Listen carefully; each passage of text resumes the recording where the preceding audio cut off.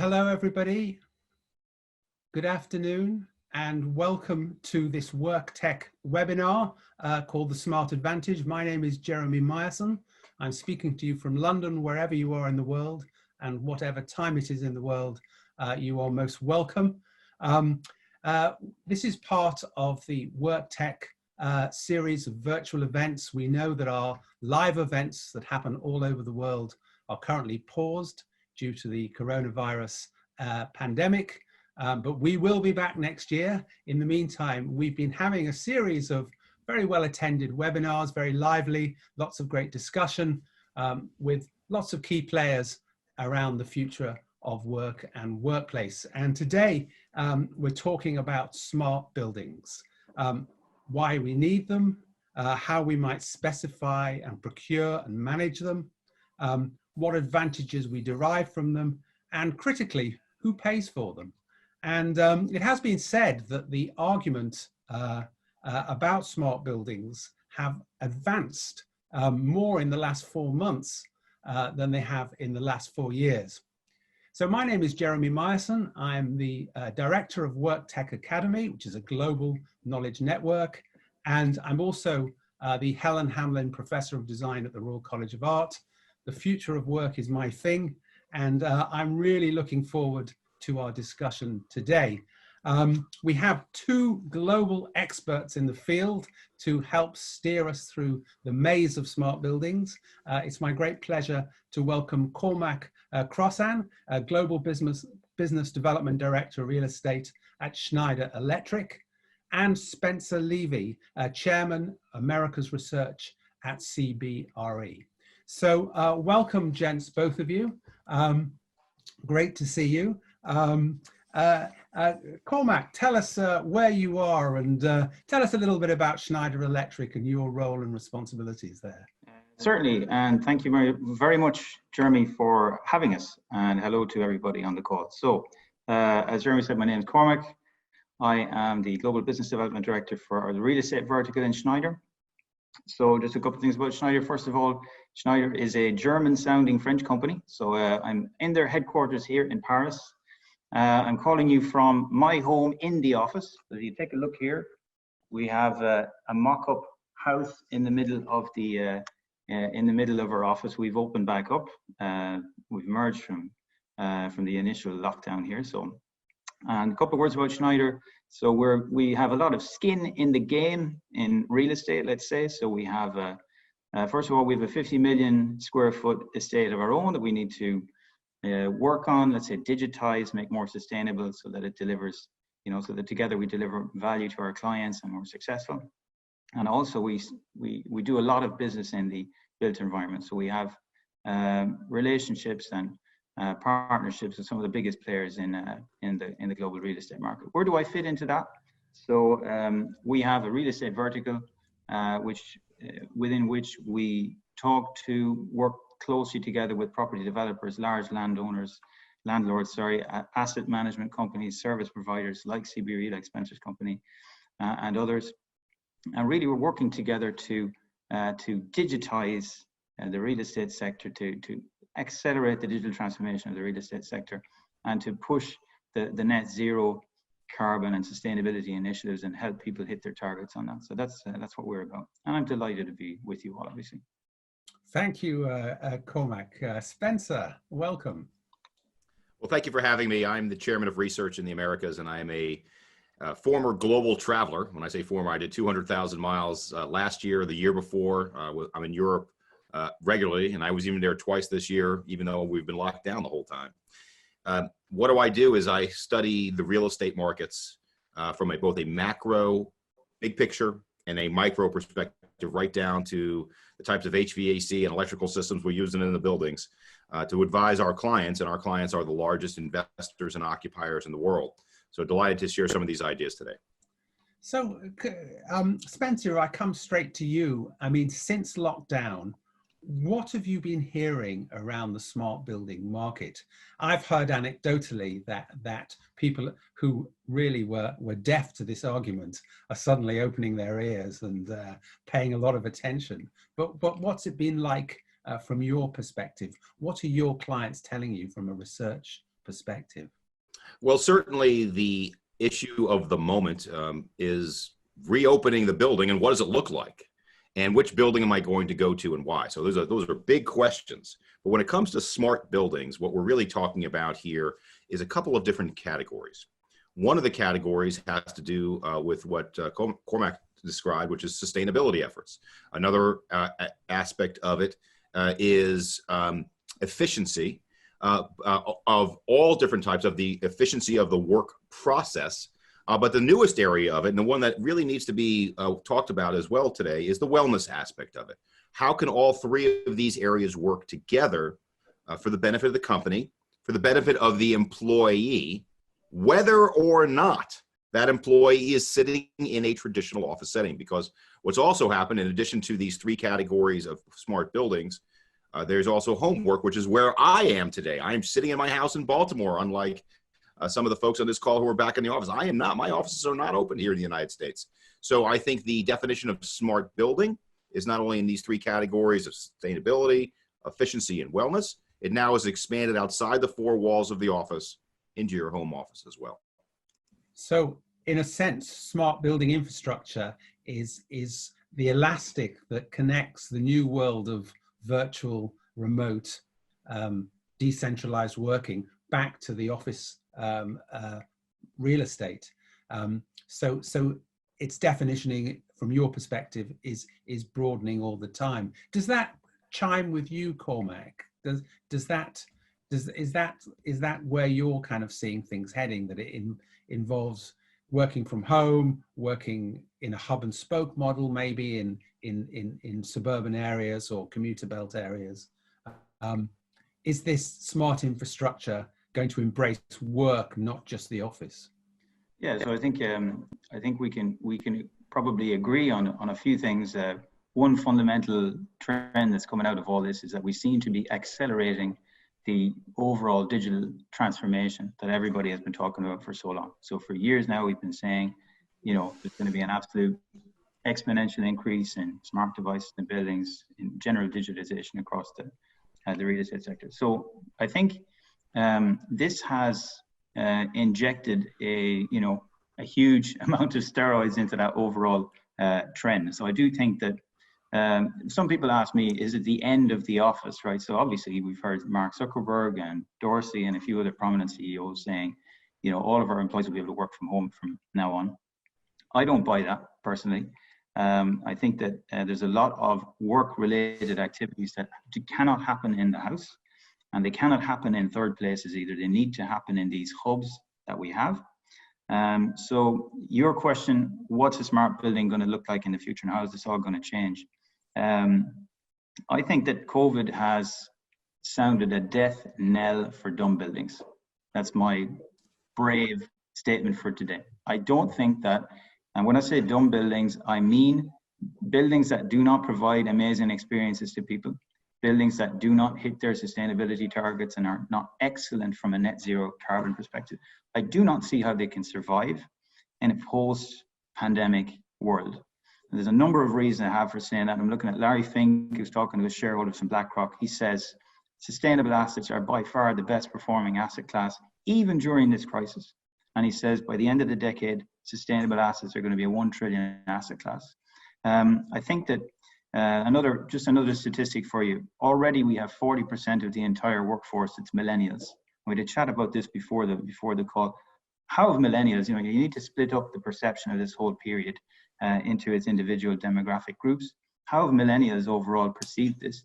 Millennials by and large live in, smaller, closer to the city center apartments, crying out to come back to work. 79% of millennials pre-COVID said that workplace is more important to them than their actual salary.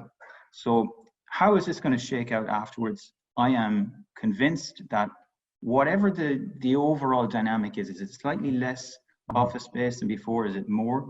I think that whatever office spaces we will be moving towards will necessarily be more smart. And on the three aspects, Spencer, that you mentioned, right? So number one, on the efficiency standpoint, huge inefficiencies in buildings. I think that is going to just go out the window. We're going to through digital transformation, we're going to address that finally. by applying the latest technologies that we have, cloud, analytics, AI. Lots to talk to you about that later. Sustainability, there's a huge net zero agenda out there. On a corporate occupier standpoint, there's huge demand for net zero space.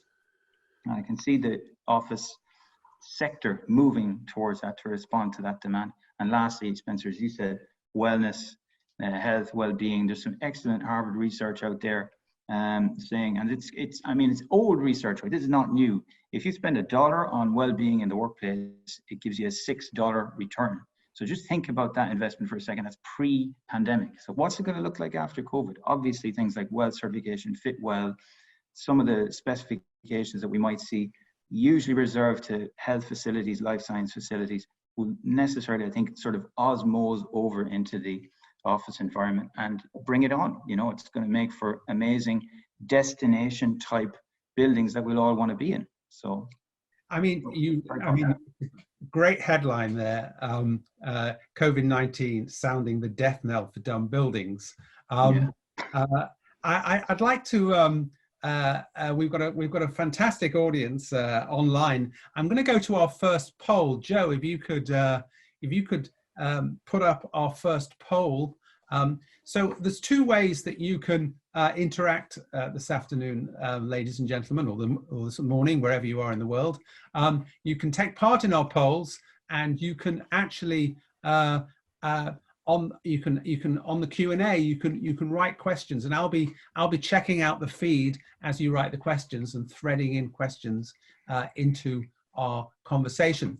So the first thing, I just want to take the temperature in the room, the large virtual room we're in.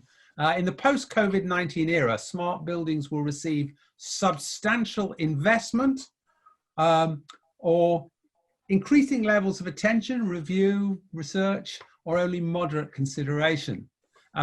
So please vote. And you've voted, and okay, so 40% say that substantial investment, but most people are kind of going in the middle, more levels of attention, not necessarily turning into action, but definitely worth reviewing. Only 7% of you think that it's only moderate attention. Okay, so what do you make of that, Spencer? Does that surprise you? It does to some degree, only from one standpoint. I think that I'll tell you the area that surprised me, the area that it didn't. The area that surprised me goes right to the reason why we've seen many prominent CEOs say people are going to work from home now. It's because they are hyper cost conscious. Mm-hmm. So there's from the cost consciousness perspective, it's like, oh, why would people spend money on this stuff, right? Well, that's part A. That's where it's surprising. Where it's not surprising is these very same CEOs at these most successful companies are really thinking about the one thing that really matters, the word we have not used today on the call, and I'm going to use it now. It's called productivity. It is a very different word than efficiency. And you want productivity? Productivity meaning having attraction and retention of the best employees, a great corporate culture, learning these other soft skills, collaboration. You require the highest quality physical plant. And the highest quality physical plant, the building, is inclusive of having smart buildings in all the three categories we talked about.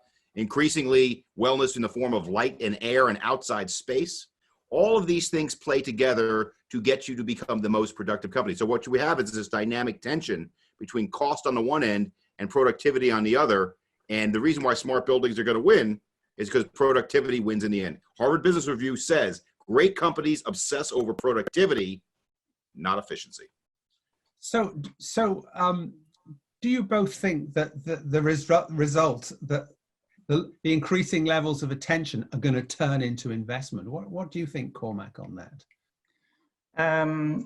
I think it necessarily so, yes. And the reason why I think that is because, there's a couple of reasons. First of all, there's a lot of research out there that says that the existing building stock needs to be retrofitted, right? So there's a lot of research out there. I can cite some documents from 2010, 2015, 2018 from various sources that say the building stock is not up to specification. Another statistic, 80% of all the buildings that will exist in 2050, and that by definition will have to meet net zero targets that all the major corporates have signed up to, right? 80% of those buildings already exist. They're here, right?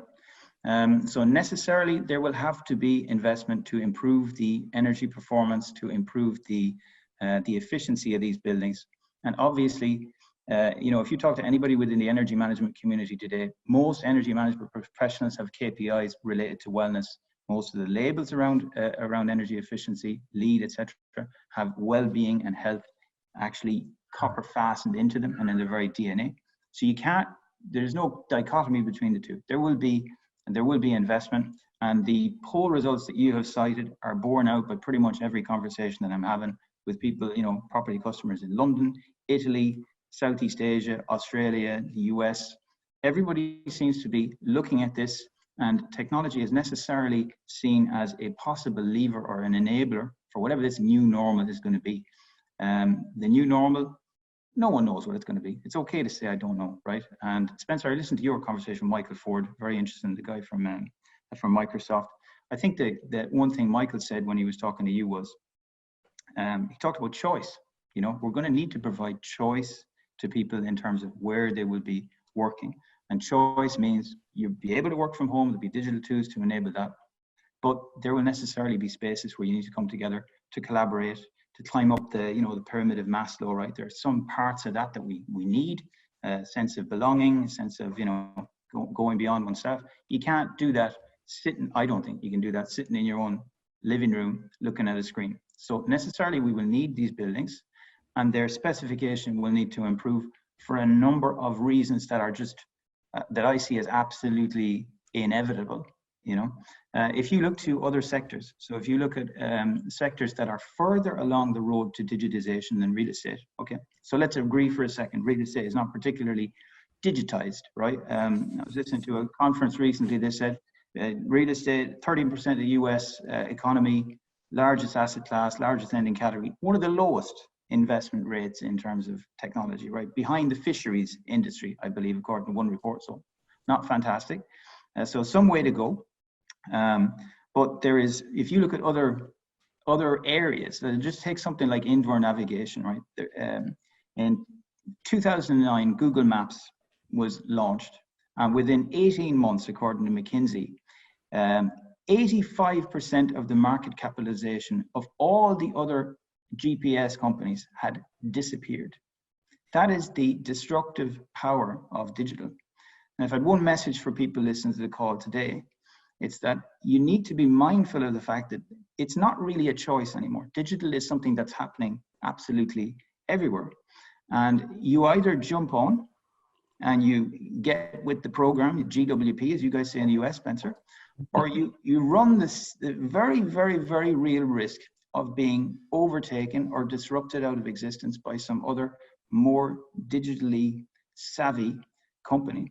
So I'm very passionate about that. If you're in the property business, you need a chief digital officer, you need a data strategy, and you need it right now, COVID or no COVID. Data does not have a sell by date, right?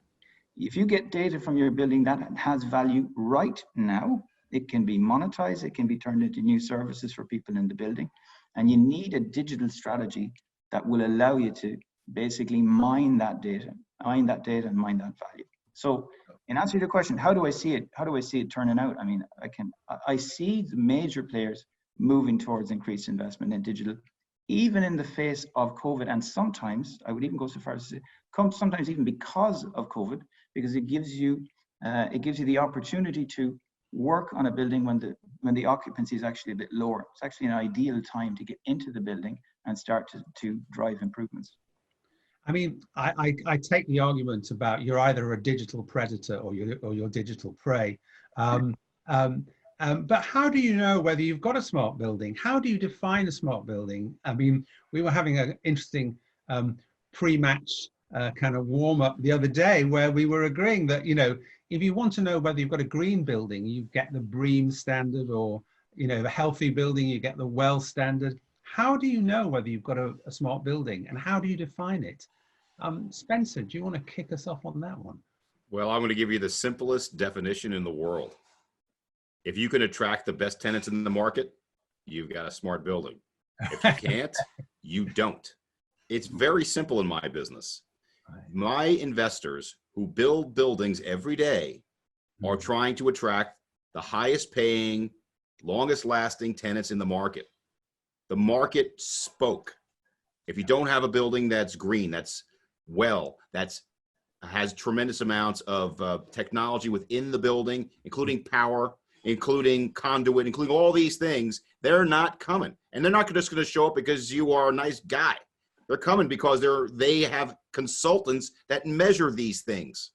I mean, they've been measuring elevator speed since I've been in this business for the last 35 years, but they're now measuring all these other things. So I'll give you one example.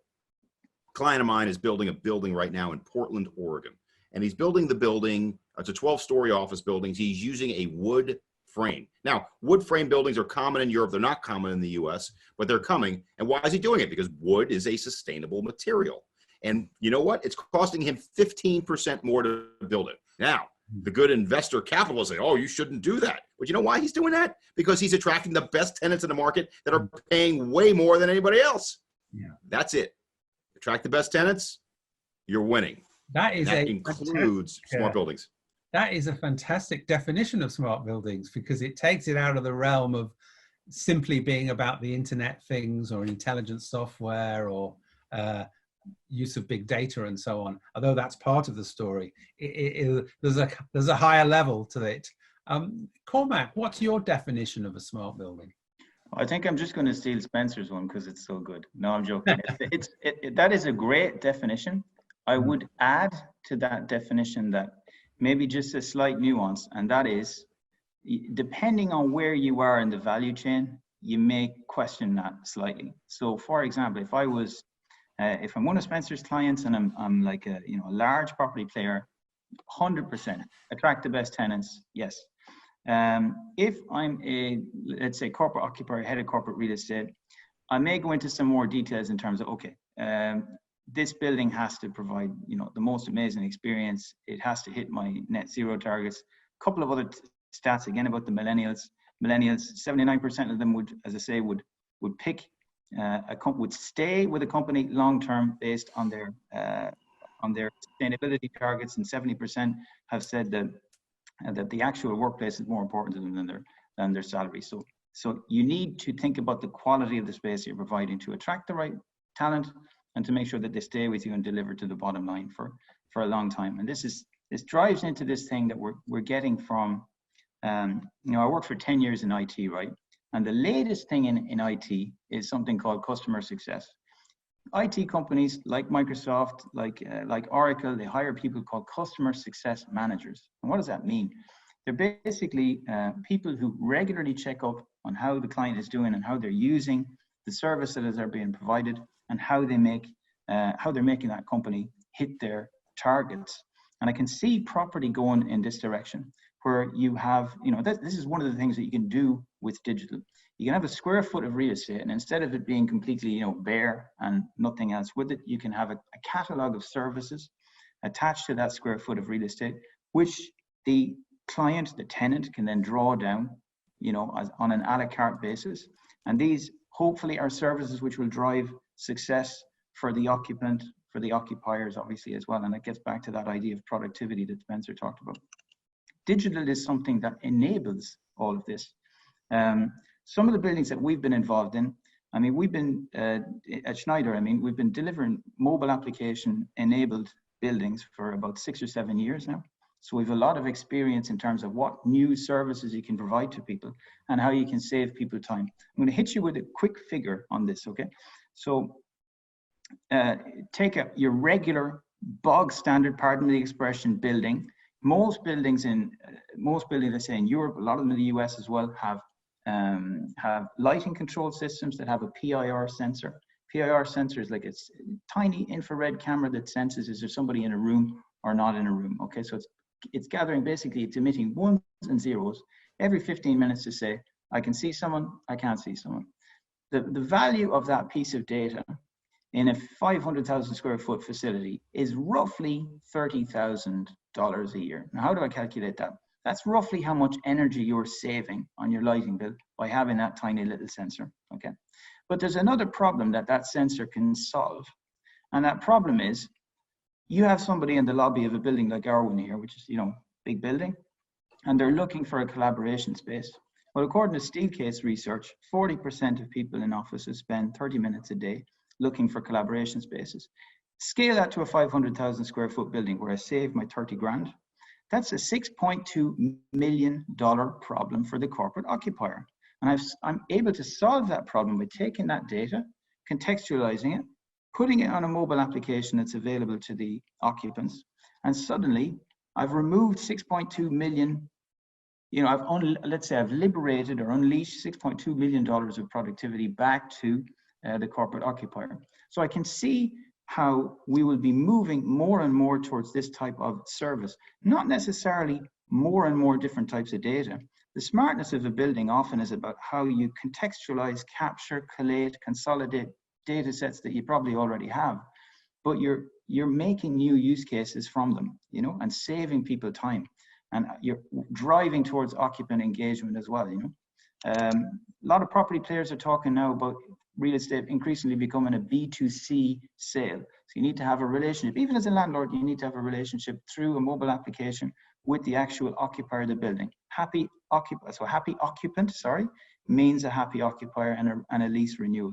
So I think more and more we're seeing how digital can create value, can flatten ecosystems, and can create, you know, can give you lots and lots of new opportunities in how to basically beat your competition. I mean, that's basically what it's about. It's what Spencer said. It's about business at the end of the day. But digital has huge, huge, huge, huge potential in that area. And that's certainly what we're seeing across the globe, all continents, you know, no continent excepted. Yeah, I think, you know, I think you both put across two very interesting perspectives on defining smart building. I just want to take the temperature in the room again. Joe, could we have our second poll? And everybody, if you could vote. So what's the single most important attribute of a smart building? Is it sustainability? Is it the health and well-being of employees? Or is it operational efficiency? And I know we've talked about the difference between efficiency and productivity. So could everybody vote? And we'll have a look at the results. It says hosts can't vote, which is a shame.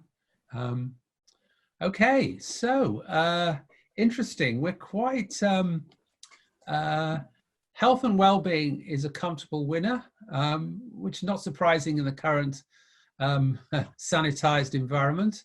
But operational efficiency way ahead of sustainability. I'm quite surprised.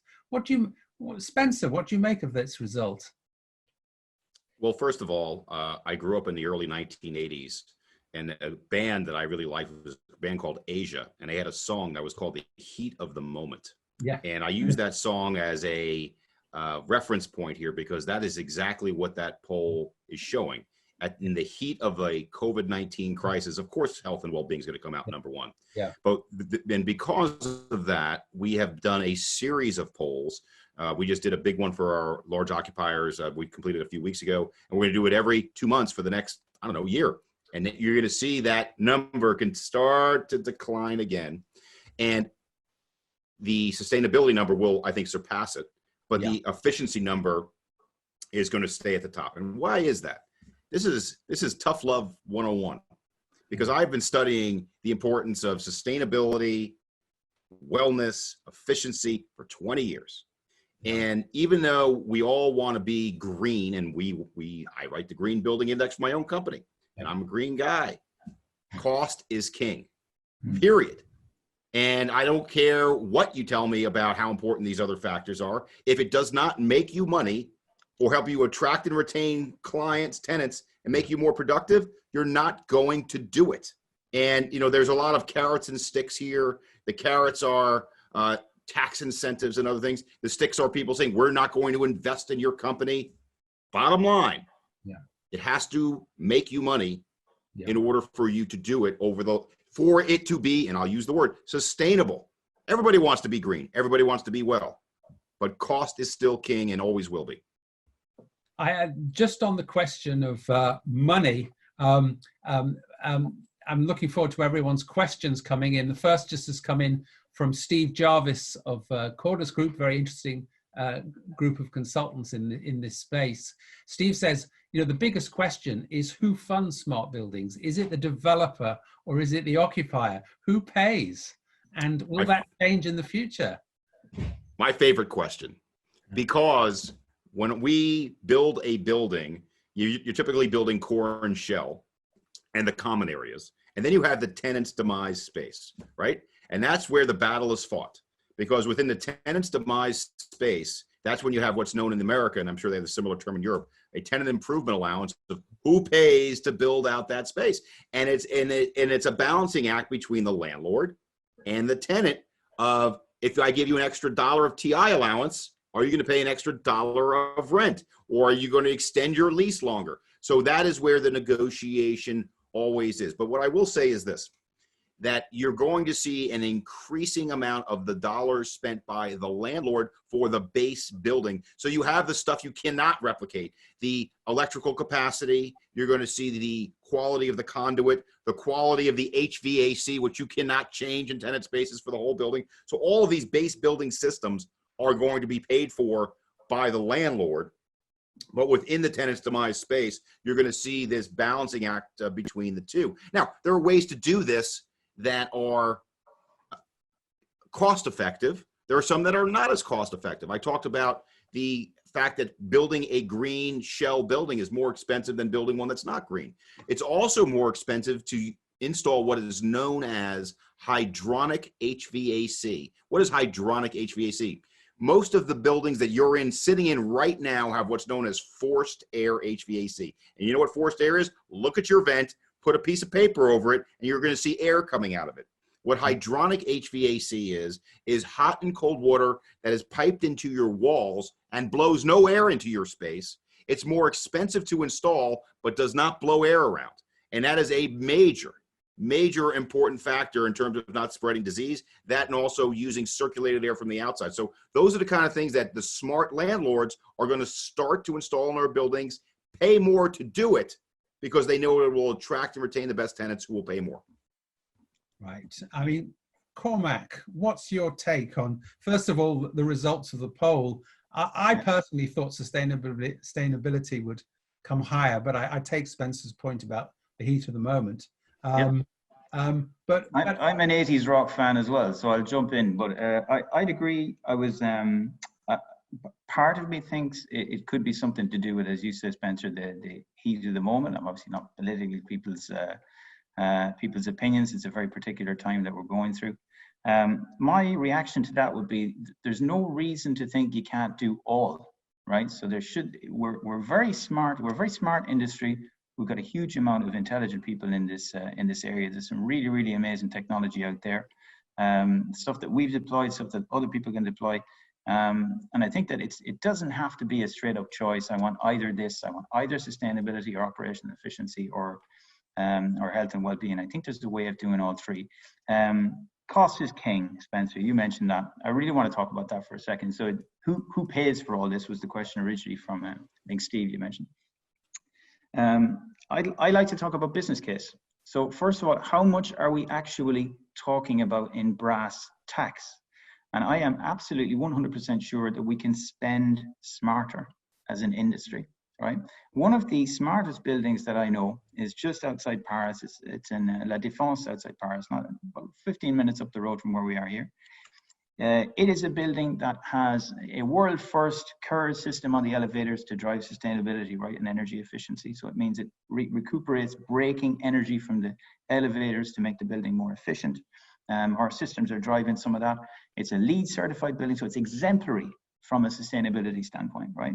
It is a building where the health and well-being is, again, absolutely exemplary. So it's a biophilically designed space where they use microorganisms to clean the building instead of using chemicals. So if you go into that building and you're in a meeting room, you're in a space typically that is the same biological footprint as an oak tree, right? So it's a place that makes you feel good. Salutogenesis, a concept from Antonovsky. So these are things that have been around for a long time, but they're now being implemented in very, very, very intelligent buildings. But thirdly, and most importantly, there's the digital aspect of things.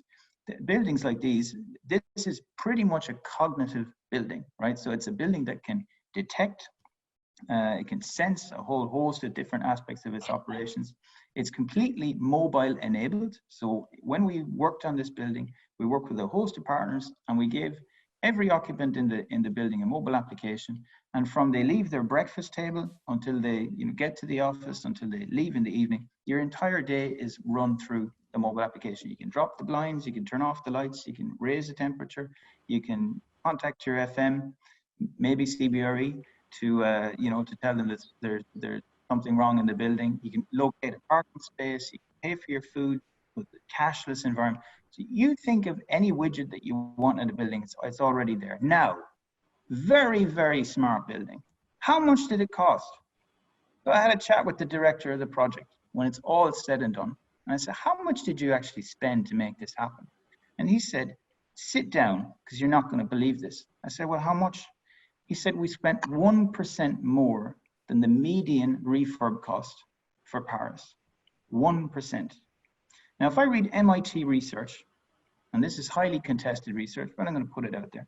MIT research, the real estate group, they put out some research and they said, smart connected buildings can transact for up to 44% more than their standard equivalent. 1% investment for a potentially 44% different, that sounds like good business to me. So the question of who pays for it, I think, again, we're very smart people. We can sit down, you can have landlords talking to the tenants and say, look, there's potential here for us all to, it doesn't have to be win-lose. It can be win-win. We can make you guys more successful, help you retain your talent, make you guys more productive. And if I listen to research from people like, there's a lot of research out there. One survey I read from Verdantix, I think they said something like 60 or 70% of respondents in a recent survey said they were prepared to spend more in rent to be in a better building. So I think that we're reaching what's his name, Malcolm Gladwell, we're reaching that tipping point where we're moving towards a stage where people are more thinking about value per square meter as opposed to the pure cost-driven discussions. And if I look at the heads of corporate real estate that I talk to myself, I see the green shoots of this coming, the realization that we need value. I really think we've been caught out by this whole COVID thing to a large extent. I don't think it's going to happen again. I think that there are things that are coming. Climate change is one of them, sustainability, net zero. Talent leakage is another one. So the health and well-being and the occupant engagement aspects. And I am convinced that together, as an ecosystem, right? We're all one big ecosystem. We provide technology, consultants on the call are specifying it. Spencer, you guys are consulting on some of these projects as well. You're operating some of these things as FMs, and then you're valuing buildings after they've all been, said and done, and transacting them between different players. It's a huge ecosystem, but we all have a part to play in making this move in the right direction. And every time I hear a discussion on cost, I'm slightly, I guess I just think it's a bit, I won't say disappointing. I know it's a reality, but I do think that things are moving in the right direction. So if I could ask you both, I mean, you both talk a great game around smart buildings, and you've raised the issue of cost quite rightly, and that is a barrier, or has been a barrier to adoption. What do you think the other barriers are to adoption? I mean, on the Work Tech Academy network, we hear a lot about data privacy and, being swamped with data. I mean, what are you hearing, Spencer, around your network? What are the barriers? What are the objections that your big clients put up against? Well, I guess there's the obsolescence question. So you can put all this stuff into your building, and the next day the cloud's invented, and you don't need your servers anymore. And so that's part A. Part B is we don't know what to do with all the data we've got today. We could talk all about algorithms and machine learning and artificial intelligence till we're blue in the face. Yeah. We're overrun with data that's coming out our ears. We don't know what to do with it now. And so I think that nobody has made the case for how all this stuff is easily usable to help my bottom line. So I think it's the obsolescence and the complexity issue that is a barrier to additional spend. Okay, well, let's get our third poll up and let's see what our participants in this webinar have to say. So the biggest barrier to smart building adoption is cybersecurity. And I know that Schneider have done a huge amount of work around cybersecurity. Concerns on data privacy that occupiers have, too much data, as Spencer has described, and the ROI calculation. Are you going to get a return on investment? So please vote. I'm not allowed to.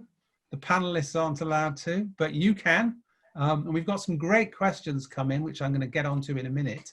But let's just see what the scores are.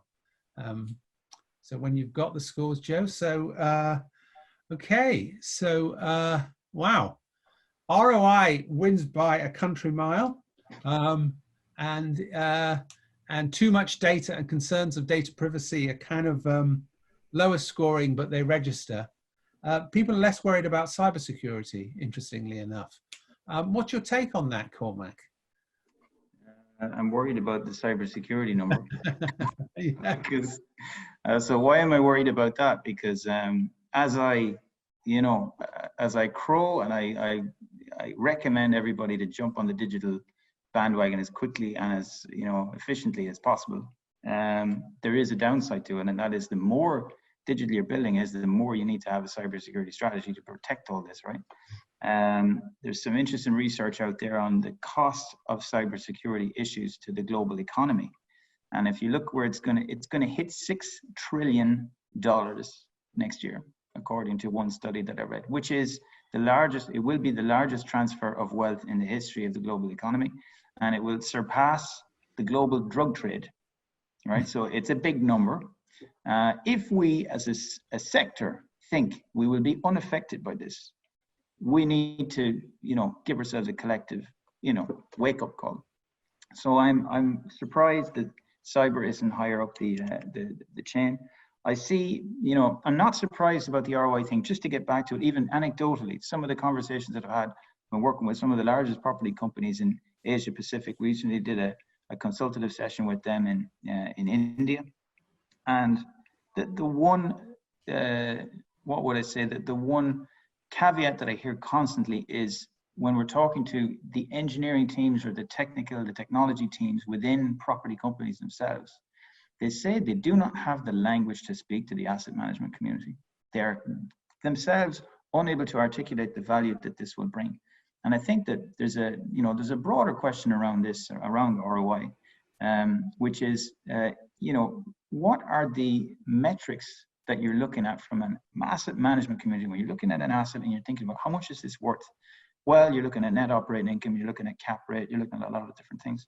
And I did a keynote last year and I said, by the end of the decade, I predict there will be something like a DIG rate. Okay, you mentioned this, that we have BREEAM. What do we have to say this building is smart or it's digital or it's connected or whatever? We know now it's increasingly self-evident that it brings value. It brings value to the tenant, it brings value to landlords in terms of increased liquidity of assets, absorption rates, all kinds of metrics that they're interested in. But it hasn't been for me enshrined in something like the MRICS appraisal, the appraisal methods that are typically deployed. And I think that we probably need, again, as an industry, we need to take a look at these things and start asking ourselves questions about that. So I'm not particularly surprised that 61% for ROI. The too much data question, I would like to talk about that for a second. Just for a second, because we've got lots of... I know you have lots more to say, but I have lots to say about too much data. Yeah. People, you cannot have too much data. I disagree with that completely. Please, please, please, I'm going to recommend a book to you guys if you have a second. It's there's a book about big data. It's by Victor Meyer-Schoenberger, and he talks about how you gain value from data. It applies to all industries, not just real estate, anything. I'm going to save you the bother of reading the book. You need three things. You need clever people who can think of new use cases for data and how to monetize it. You need data scientists who are able to turn data into the fuel, right? So a lot of data is what we call unstructured data, right? And we've lots of clever things out there like Haystack Brick to fix that. in the built environment and turn the data into something that you can actually work with. But the number one thing you need, this is obvious, you need the data. And many of the systems just don't produce enough data. So this is why, this comes back to something that is very, very important to us at Schneider. Every single product that we make and have made for the last 15 years produces digital data. It has cost us a lot of money. It costs us about, I don't know, about 2 billion a year to make this happen. And many of our, many of executives were not in line with this, but we've been on a 15-year digital transformation journey that has touched all of our end markets, including real estate. And the reason we're doing this is our conviction that the future is about data. The future is digital. And we're just very passionate about that, as you can hear. I'm hoping everybody will jump on board with us. That's a great message. You can't have too much data. I'm going to jump to a couple of questions because we're racing through the hour. We're running out of time. So if we can have some responses to some of our great questions here. We have one from Marianne de Boa. Do you see a difference in demand between public, governmental and private corporate users when it comes to smart buildings? And if so, what are they? Spencer, do you want to tackle that one? Cost is still king. Next question. No, the reality is you're clearly going to see in places like Europe. Europe has a much more stringent standard on things like sustainability. They're also going to have standards on things like this too. So I think you'll see it first in Europe, secondarily the US. But again, everybody right now is throwing nickels around like they're manhole covers. So I think you're going to see probably earlier adoption in private in the US than in public, except if you're like directly in the cybersecurity area, like in the military uses of cybersecurity. But I would say the private uses will be there first. The best landlords that I know are already building buildings that are at the highest standards of building data systems of sustainability and wellness because they're attracting the best tenants. So private first, government second, but everybody is stretching a nickel as far as they can today. Yeah, thank you. Question from Adam Smith at Stanhope. In order to get net zero, developers are working pretty hard on operational and embodied carbon. The challenge is to get tenants to lower their energy use through more intelligent fit out and so on. How do we make a step change through smart buildings to reduce the standard requirements touted by agents through greater reliance on cloud computing, DC power, etc.? Cormac, do you want to pick that up? How do you get tenants to change their behavior? Yeah, well, I think we can go back to a very easy one. Cost is king, right? So if you're wasting energy in a commercial building, you're not helping your company bottom line, right? So there's some interesting research that's out there from 2012. The actual research paper escapes me, but it talks about the total number of efficiencies that you can get from building, and it puts a dollar value on that. And basically in the commercial sector, we're about 18% of the way, 18% of the way. 82% of all the efficiencies in buildings are sitting there waiting to be mined, right? So that is energy we're frittering away, money we're basically burning on a daily basis in commercial buildings. It's been exacerbated by the COVID crisis because now we're running ventilation 24/7. So what's the solution? There's an easy solution now. It's the cloud. We typically deploy solutions like this, digital twin technology. You can connect it to any HVAC, any BMS system. It takes the data, it compares it to a digital twin, like an ideal model of how the building should be running. And it will tell you at a very, very granular level, it will say your facility in South Boston is wasting $26,000 a month because your boiler isn't performing a specification. So get somebody to go and look at that. And suddenly, again, talking about cost being king, it's not some, it's not a murky sort of an easy, difficult to understand technical term. It's in dollars, right? So you can see, you can even prioritize and say, okay, which one of these issues is the most detrimental to comfort in buildings, which one is the most detrimental to the overall energy performance, to sustainability targets, etc. So the message is, look, all these buildings are just sitting there burning money and emitting carbon. And there's an urgency here that we need to move things in the right direction. The cloud is an easy solution. It's a pretty quick solution. You don't need to retrofit your building. People usually think, oh, I can't do this because I need to rip everything out. You don't need to do that anymore. That's the very interesting comment. Very interesting comment, Cormac, just come from Abigail Tuttle, who says, we're hearing more and more about the carbon footprint of the cloud and vast servers required to power the data. One So problem at a time. You go. So it's Yeah. problematic. So I mean, basically, what do you do there? We work very closely with some of the big data center companies. We're working to make them more efficient as well. I know from working in that industry for 10 years, they're looking very carefully about what's the optimum location for these things so they can apply things like free cooling, etc. But I guess, you know, one problem at a time. We're trying to fix the problem of the energy consumption that you'd see at a building level. And obviously, if you a lot of these improvements that you make are incremental. So once you fix that boiler issue, or if you have an area of the building that is producing, where you're producing hot and cold air at the same time, that happens incredibly frequently, which is just mind-boggling, but it's the truth. You can detect these things and you can sort them out with some of the analytics and AI that we're deploying currently in the cloud. And once you've solved that problem, you move on to the next one. And yeah, that would be my advice there. But that's an interesting topic. Weighted carbon. We've got time for one last question. It's from Delecta Fernandez, and I'm going to direct it at Spencer. How do you incentivize business divisions to get involved in digital transformation of the workplace? Am I going to be like the biggest broken record ever on this call? Yeah. Because it's still cost is king. Yeah. And so your poll was right. Return Right. on investment. You have to make a very clear case. Folks, I deal with everything from billion-dollar buildings to sitting in meetings. I have sat in meetings with some of our largest clients talking about the different types of paper towels they're going to use that are cheaper than others. I mean, people are so cost conscious that unless you can make a clear case, there is no kumbaya, this is a good thing to do that's going to get people over the hump. You have to make it simple, clean, objective, and that is the best way to do it. Now, again, there's carrots and sticks.